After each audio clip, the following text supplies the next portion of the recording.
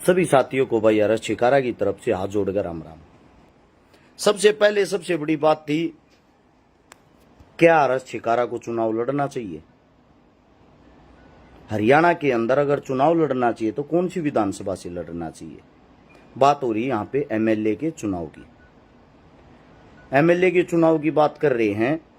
बड़ी चीज ये है, जितने मेरी समस्त टीम है, समस्त साथी हैं, जिन सबसे पूछा, लगभग एक हफ्ते से जो फोन और कॉल आ रहे हैं, 95% आदमियों का ये कहना है भाई चुनाव लड़ तेरी गैल। हाँ, 5% आदमी ऐसे है भाई छवि खराब हो जाएगी, ना लड़ेगा फायदे में रहेगा, चुनाव मत लड़े, ये 5% आदमियों का कहना है। माफी चाहूंगा, जो 5% आदमी है उनको नाराज करना पड़ेगा, वो भी मेरे चाहने वाले हैं, क्योंकि 95% बहुत ज्यादा होते हैं। 95% को तो नाराज नहीं कर सकते, इतने बड़े परिवार को। तो जो 95% आदमी है उनके फैसले से सहमत होते हुए अपनी पूरी टीम ना, अपने जो छोटे बड़े हैं जितने भी हैं, सभी साथियों ने मिलजुल के ये फैसला लिया है, टीम आर एस छिकारा चुनाव लड़ेगी। टीम आर एस छिकारा का मतलब ये है, टीम आर एस छिकारा की तरफ से हाल फिलहाल आर एस छिकारा चुनाव जरूर लड़ेगा। अब अगला सवाल ये है, चुनाव लड़ना कहां से है? बड़ी चीज ये है, और चुनाव क्यों लड़ना जरूरी है उसका रीजन भी बता देता हूं। सब न पता होना चाहिए। मैं ये चाहता हूं आप लोग साथ के साथ इस वीडियो को आगे से आगे शेयर करोगे तो ये वीडियो सब तक पहुंच जाएगी। हाल फिलहाल 900 आदमी लाइव देख रहे हो। विनती आप सभी साथियों से 2-2, 4-4, 5-5 ग्रुपों में इसको शेयर जरूर करना आगे से आगे। बड़ी चीज ये, चुनाव कहां से लड़े? चुनाव हम वहां से लड़ सकते हैं, हरियाणा के अंदर 90 विधानसभा है। बहुत सारे साथियों के जवाब आए कि भाई मेवात से चुनाव लड़ो, मेवात से चुनाव लड़ो। मेवात में आपका बहुत ज्यादा भाईचारा है। पहली बात तो मुझे आप ये बताओ, क्या मेरा भाईचारा खाली मेवात में है और कहीं नहीं है? भाई आप हर चीज को एक मेवात से जोड़ देते हो। कुछ लोग तो मेरे को ये अनाप शनाप गालियां भी देने लग गए थे कि मेवात में रहने लग जा, तू तो मेवाती है। मैं पहली बात तो आप लोगों को एक बात बता देता हूं, मेवात से अगर मैं चुनाव लड़ता हूं, मेरे हिसाब से शायद ही ऐसी कोई सीट होगी जहां से मैं चुनाव नहीं जीत पाऊंगा। लेकिन मुझे घिन आती है इन बातों से, जो आपकी ये छोटी सोच हो रखी है, जो कहते हैं मेवात से चुनाव लड़ लेना है, वो कि तेरा भाईचारा कौन है? मेरा भाईचारा किसके साथ नहीं? पहले तो मैं ये बात पूछना चाहता हूं। क्या खाली आप लोगों की देसी भाषा में बात करूं, मैं मुसलमान ही तेसी ही हूं। मैं आप सभी साथियों से पूछना चाहता हूं, अगर किसी जाति में कोई गलत आदमी हो जाते इसका मतलब पूरी जाति खराब है, पूरा धर्म खराब है। मैं आप सभी साथियों को बता देता हूं, आप लोगों को याद नहीं होगा, 2012 से समाज सेवा में आए थे, 2024 आ लिया, 13वां साल लग रहा है। 2015 तो सोशल मीडिया पे दिखावा शुरू कराया था। पहला इंसान हूं सोशल मीडिया पे जो सबसे पहले लाइव आया था। उससे पहले खाली फोटो डलिया करती, लोगों को पता नहीं था वीडियो भी डलती। पहले वीडियो डलने लगी थी, उसके बाद लाइव का ऑप्शन आया था। पहला आदमी हूं जिसने ऑनलाइन मदद शुरू करी थी। आज उस चीज को हिंदुस्तान के अंदर फॉलो करके आधा देश समाज सेवा करता है, और मुझे खुशी है जो रास्ता मैं लेके आया उस पे आज दुनिया चल रही है।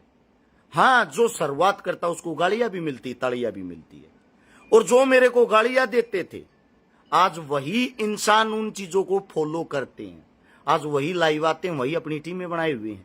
मुझे खुशी है इस बात की।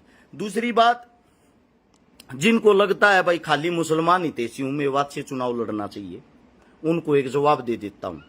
2019 में टप्पल कांड हुआ था। टप्पल का सभी को पता होगा, उत्तर प्रदेश यूपी के अंदर गांव आता है। उसमें ट्विंकल शर्मा नाम की 2.5 साल की एक बेटी का क्रूरता के साथ बलात्कार करके उसको बीच में से पाट के अपने घर के ही अंदर दबा दिया था। दबाने वाला मुस्लिम था। मुस्लिम था तो इसका मतलब ये नहीं है पूरी मुसलमान कौम गंदी होगी। जिस इंसान ने ये क्रूरता की वो इंसान गंदा था। भाई साहब, उस बेटी की लाश को निकालने वाला, उनके गांव में जाके उनके घर से लेके आने वाला आर एस छिकारा था। आज भी पेज पे वे वीडियो वे पोस्ट मिलेंगी। मैं गलत को गलत कहने वाला, सही को सही कहने वाला हूं। क्या ट्विंकल शर्मा कोई मुसलमान थी वो बेटी? जो पोक्सो एक्ट 14 साल से कम उम्र की बच्चियों के साथ दरिंदगी होने पर फांसी की सजा, उसको लागू करवाने वाले हम हैं। 7 आंदोलन जंतर मंतर पे हमने किए थे। मां गंगा की सफाई के लिए अपने खून से पत्थर हमने लिखे थे जंतर मंतर पे बैठ के। क्या वो मुस्लिम पूजते हैं उसको? उसके बाद एक अपने यादव साथी था जिसको हमने अंदर बंद करवाया, जो मेवात को बदनाम करता था, गायों की सप्लाई करता था। आदमियों ने सवाल उठाए, आप उसको गलत कैसे बोल सकते हो? मैं आप सभी साथियों को बोलता हूं, इसका मतलब मैं यादवों का दुश्मन थोड़ी हो गया। एक इंसान गलत हो गया तो इसका मतलब मैंने उसकी पोल खोल दी, उसकी सच्चाई बता दी, तो इसका मतलब मैं पूरी यादव कौम का दुश्मन हो गया। ऐसा नहीं हो सकता। ऐसे कैसे आप आग सकते हो? आप एक आप ही की फौज का जवान तेज बहादुर यादव, शायद आप भूल गए होगे, याद दिलवा दूं, जिसको फौज से बर्खास्त किया हुआ है। उसने जब दिल्ली आंदोलन किया, सबसे ज्यादा आदमी लेके जाने वाला हर्ष शिकारा था। तेज बहादुर यादव का सबसे पहले साथ देने वाला हर्ष शिकारा था। तेज बहादुर यादव ने जब नरेंद्र मोदी के खिलाफ चुनाव लड़ा, सबसे पहले डोनेशन दिलवाने वाला, उसके लिए हाथ बढ़ाने वाला हर्ष शिकारा था। फिर मनोहर लाल खट्टर के खिलाफ जब उसने चुनाव लड़ा, 70-80 गाड़ियां लेके जाने वाला हर्ष शिकारा था। तेज बहादुर यादव क्या यादव नहीं है? वो अच्छा नेक दिल इंसान है। मैं उसके साथ खड़ा था, आज भी खड़ा हूं। कहने का तात्पर्य ये है, एक सिंगल पर्सन के कारण आप जातिवाद का ठप्पा ना दिया करो। इंसान कोई भी गलत हो सकता है, लेकिन जाति धर्म गलत नहीं हो सकते। आप उनको जाति धर्मों में मत तोला करो। अब बात आती है भाई मेवात से चुनाव नहीं लड़ेंगे, उसका कारण ये है, आप लोगों को ये ना लगे कि हर्ष शिकारा मेवात के जो साथी हैं उनका प्यार प्रेम देखते हुए उनकी भावनाओं के साथ खेल गया। बिल्कुल नहीं। चुनाव वहां से नहीं लड़ेंगे जहां से कोई समाज सेवी खड़ा है। चुनाव वहां से नहीं लड़ेंगे जहां से कोई किसान नेता खड़ा है। इन सभी जगहों से हम चुनाव नहीं लड़ेंगे। हम किसी के रास्ते का रोड़ा नहीं बनना चाहते। हम चुनाव वहां से लड़ेंगे जहां से ना कोई समाज सेवी खड़ा हो, ना कोई किसान नेता खड़ा हो, ना ही कोई ऐसा इंसान खड़ा हो जिसकी बेदाग बहुत साफ छवि हो। हम चुनाव वहां से लड़ेंगे जहां पर वहां के विधायक जी ने या पूर्व विधायक ने या वहां के जितने नेता मंत्री उन्होंने कुछ भी नहीं किया धरातल पे, और नजर घुमाने के बाद ऐसी एक ही सीट मिली। जो चुनाव लड़ेंगे भाई। सोनीपत के अंदर सीट आती है गोवाना विधानसभा से चुनाव लड़ेंगे। आप सभी साथियों को बता देता हूं, गोवाना जो विधानसभा है, गोवाना विधानसभा से हाल फिलहाल के जो विधायक हैं श्रीमान जगबीर मलिक साहब हैं, जिनकी उम्र 73 साल हो चुकी है, 74वें साल में लग रहे हैं। और आप सभी साथियों को बता भी देता हूं, यहां से जो विधायक गोवाना के अंदर से रहे हैं, 1966 में हरियाणा बना था।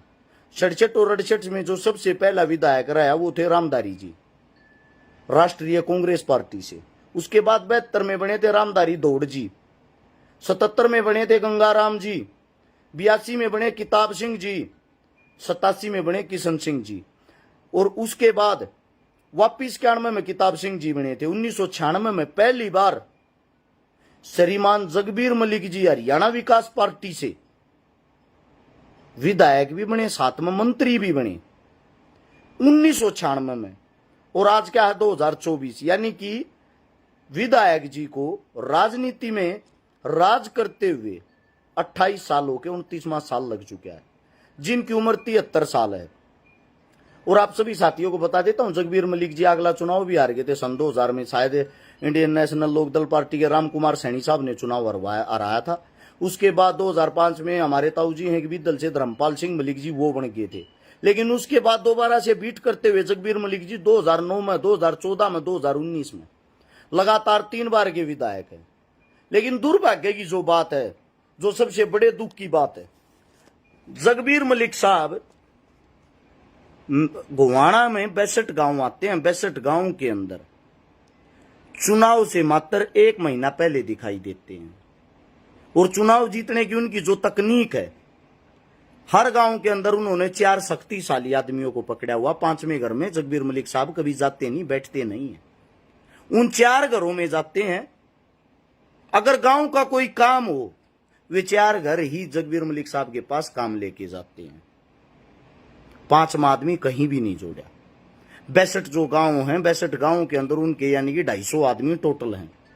कार्यकर्ता मान लो या पर्सनली जानकार मान लो या दिल तो जुड़े उड़ मान लो। मैं तो भाई गोवाना हल्के को मतलब इतने शालीन सिलताड़े आदमी मानता हूं, जो इंसान यहां से कोई काम नहीं कर रहा, बार बार उसको फिर भी बना रहे हैं, काम नहीं कर रहा फिर भी बना रहे हैं। किसी भी गौशाला में मलिक साहब का आज तक का रिकॉर्ड रहा है, विधायक जी का। विधायक जी ने लास्ट 1100 रुपए से ज्यादा की पर्ची नहीं कटवाई है।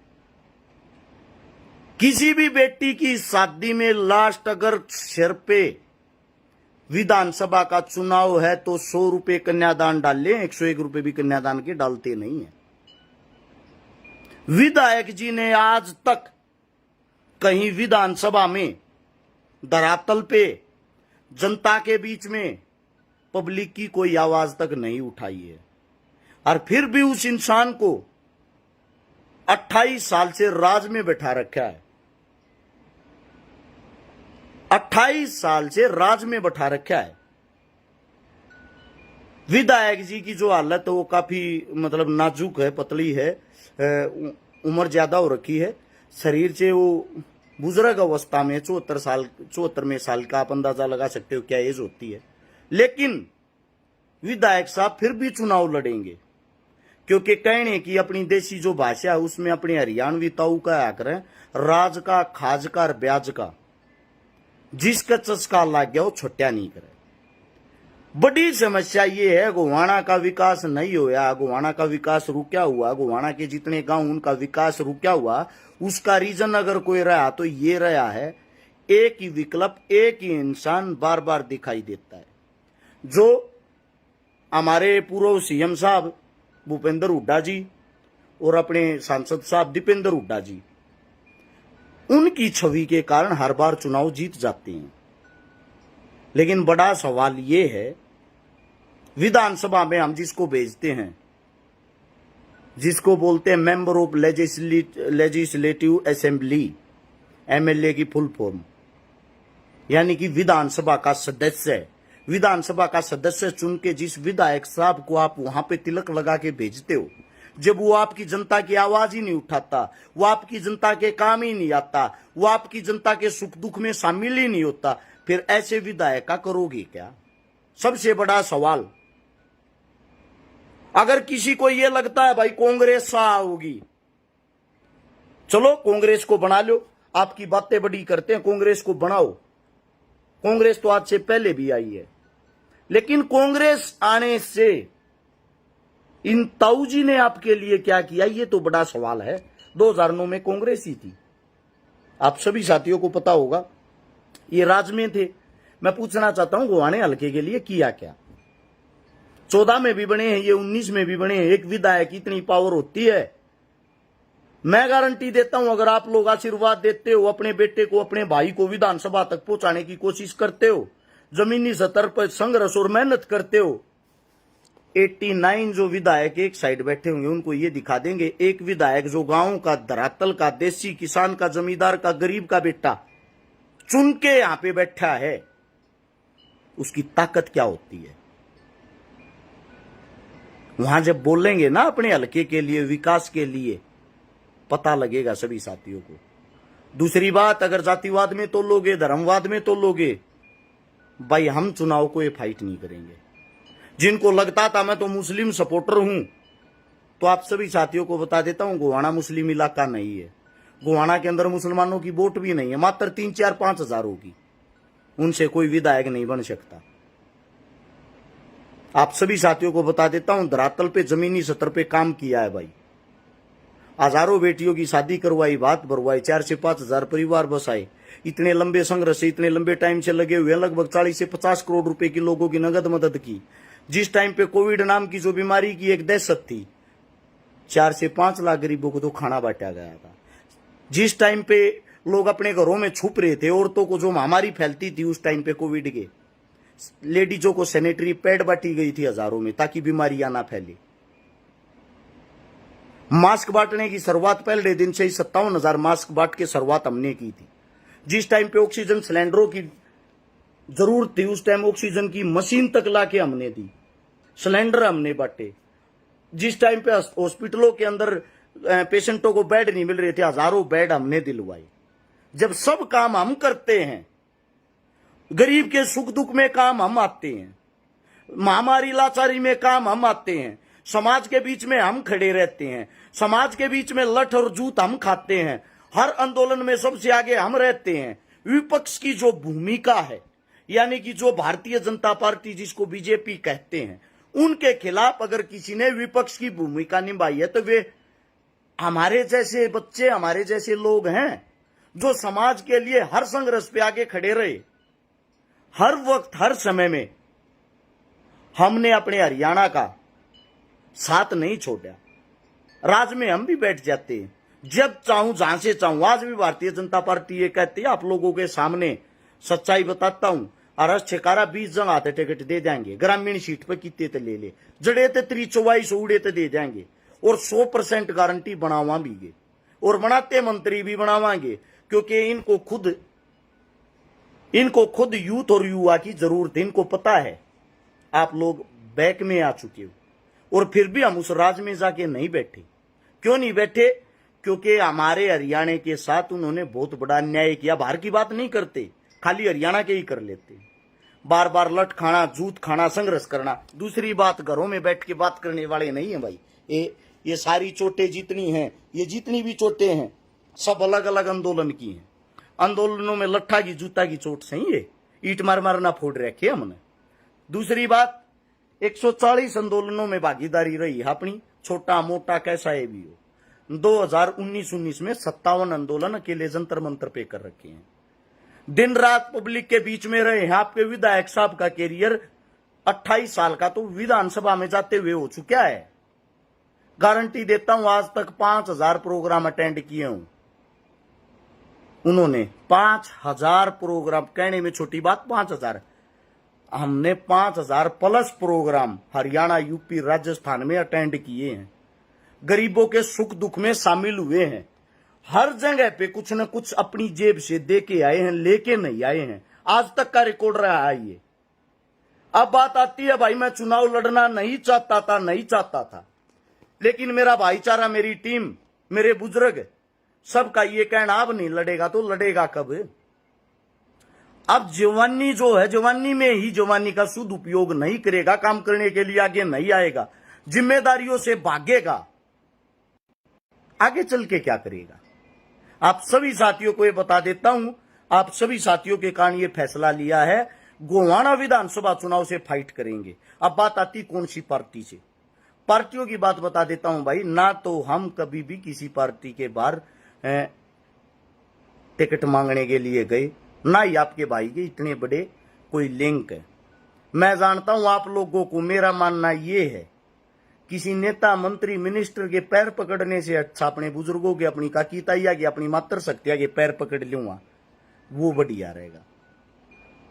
जब चुनाव आता है, जब आपके नेता मंत्री दलित के घर में जाके खाना खाते हैं, पोस्ट घेरते हैं, जब चुनाव आता है, किसी गरीब की शादी में शामिल होके दान देते हैं। मैं आप सभी साथियों को बता देता हूं, ये काम तो हमने रोज कर रखे। जितने काम हमने बिना कुछ बने कर दिए, आपके विधायक साहब ने 28 साल में बनने के बाद भी नहीं करे। रही बात दलितों के घर खाना खा के फोटो गिरना, डेली खावा है भाई, हमारे तो घर में भी हमारे साथ रहे हमारे भाई। हमने तो जाति धर्म इन चीजों से सख्त नफरत है, इंसानियत में विश्वास करते हैं, इंसानियत के काम करते हैं। इंसान से बड़ी कोई जाति, कोई धर्म ही नहीं है। आप लोग ये ड्रामा और दिखावा करते हो ना भाई। वो धोड़ कपड़ी वाला नेता बनना, सफेद कपड़े पहन लिए, अपना प्रेस टूटन निधि करीज जैसे हैं वैसे रहेंगे, कोई बदलाव करने की जरूरत नहीं है। आप सभी साथियों से अब जो सहयोग चाहिएगा, सभी साथियों को बता देता हूं भाई, बड़े बड़े विधायकों से लड़ाई है जिनकी जड़ें बहुत गहरी हैं। तन मन धन हर चीज की जरूरत पड़ेगी। मैं इतने बड़े घर परिवार से नहीं हूं, 10 करोड़ की टिकट खरीद लाऊंगा, 5 करोड़ की दारू पिया दूंगा, 5 करोड़ के पोस्टर छपवा दूंगा, 10 करोड़ रुपए नगद बांट दूंगा, 30-40 करोड़ रुपए लाके मैं चुनाव जीत जाऊंगा। ये मेरे बस का नहीं है। आप सभी साथियों को बता देता हूं, अपनी इतनी औकात नहीं है। परमात्मा की दया से जो भी कमाया है, अपनी गाड़ी का तेल पानी काट के, अपनी गाड़ी की किस्ता का खर्चा काट के, किराए के जो मकान में रहा हूं उसका किराया काट के, अपनी जेब से भी, आप लोगों की जेब से भी, सब कुछ समाज सेवा में लगा है, सब कुछ। वरना मैं भी आज बड़ा आदमी होता। दूसरी बात, डेली मौत के मुंह में रहे हैं भाई। आप सभी साथियों को आज खुल के बता देता हूं, ये बातें नहीं बताई। बाबा जी की बूटी के नाम से सभी को पता, अपना आयुर्वेदिक देसी दवाइयों का काम है। सरकार के खिलाफ आवाज उठाने के मुझे बहुत इनाम मिले हैं। 7 बार मेरे पर रेड पड़ी है, इनकम टैक्स की, जीएसटी विभाग की, अपनी आयुष्मान की, बिजली वाला की, मतलब अलग अलग तरह की 7 रेड। बार बार परेशान किया गया, बार बार टॉर्चर किया गया है। आपकी सरकार द्वारा लगाए गए झूठे मुकदमे भुगत रहा हूं। एक मुकदमा तो श्री मनोहर लाल खट्टर साहब ने ऐसा लगा रखा है, सोनीपत सेक्टर 23 में प्लॉट कब्जाने का, जिसकी तारीखें लगती हैं सोनीपत कोर्ट में। आज तक जज साहब को भी ये नहीं पता वो प्लॉट कौन सा है, कहां है। प्लॉट ही नहीं है जो कब्जा रखा है, कागजों में प्लॉट नहीं है, ना ही प्लॉट का कोई मालिक है, और वो प्लॉट कब्जे का मेरे को मुकदमा लगा हुआ है। साफ छवि है, चोरी जारी ठगी किसी चीज का आज तक अपने ऊपर कोई मुकदमा नहीं, कोई दाग नहीं। दुश्मन भी ये बता देगा रस शिकारा नशे से कितना दूर रहने वाला है, चोरी जारी से कितना दूर रहने वाला है। इन्होंने बदनाम करने के लिए लड़कियों की साजिश बनाई आपकी सरकार ने। आपका एक नेताजी है, मैं उसका नाम तो नहीं लेना चाहता, शुक्र है वो लोकसभा का चुनाव हार गया आपकी बीजेपी पार्टी का। अगर वो जीत जाता, सबसे पहले उसका टारगेट था रस शिकारा को मरवाना, क्योंकि उन्होंने पहले भी कोशिश की थी। जिस टाइम मेवात वाला मामला हुआ तो उन्होंने ये कहा था, ये हरस शिकारा ने हिंदू मेवात को एकदम बदल के रख दिया, इन्हें भाईचारे की जो चीज लेकर आया ना, अगर ये ऐसे ही लगा रहा है, इसके साथ लोगों की भावनाएं जुड़ी हुई हैं, ये एकदम सरकार के लिए बहुत बड़ा रोड़ा बनेगा। सबसे पहले इसको निपटाओ। आज खुल के बताता हूं, 20 करोड़ रुपए का नगद ऑफर दिया गया था मेरे को सरकार की तरफ से। कुछ बड़े अधिकारी रोहतक के अंदर मुलाकात के लिए आए थे। 20 करोड़ रुपए का ऑफर दिया गया था कि आप मेवात के अंदर से यात्रा निकलवाओगे। मैं बोला मैं फ्री में ही निकलवा दूंगा, मेरे को पैसों की जरूरत नहीं है। और वो मेव, जितने भी मेव हैं, वो मेव आपको सराखों पे बैठाएंगे, हम यात्रा निकालेंगे तो वो आपको सिक्योरिटी देंगे, सपोर्ट देंगे। जो आप लोगों ने हा उल्ला बना रखा, वहां ऐसा कुछ नहीं है, मेरे साथ चलो। उन्होंने बोला यात्रा आपके तरीके से नहीं, हमारे तरीके से निकलेगी। मैंने पूछा तरीका बताओ, उन्होंने तरीका बताई। 51,000 भगवे में हमारे आदमी होंगे, 51,000 उनके सपोर्टर होंगे, 1,02,000 आदमियों की यात्रा निकलेगी।